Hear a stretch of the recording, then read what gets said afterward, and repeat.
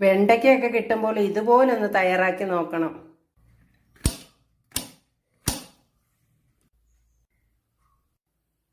വെണ്ടയ്ക്ക കറിക്ക് അരപ്പ് തയ്യാറാക്കാൻ കുറച്ച് തേങ്ങാപ്പീര എടുത്തിട്ടുണ്ട്. കുറച്ച് മഞ്ഞൾപ്പൊടി, കുറച്ച് മല്ലിപ്പൊടി, കുറച്ച് മുളക് പൊടി, കുറച്ച് ഗരം മസാലപ്പൊടി, ഇത്രയും വെള്ളം ചേർത്ത് ഫൈനായിട്ട് അരച്ചെടുക്കാം.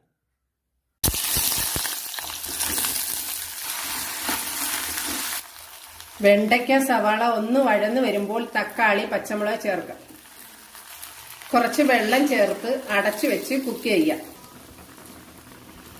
അരപ്പ് ചേർക്കാം. ആവശ്യത്തിന് ഉപ്പ് ചേർത്ത് തിളപ്പിച്ചെടുക്കാം. ചോറിനും ചപ്പാത്തിക്കും ഒപ്പം കഴിക്കാൻ പറ്റിയ അടിപൊളി ഒരു വെണ്ടയ്ക്ക കറി.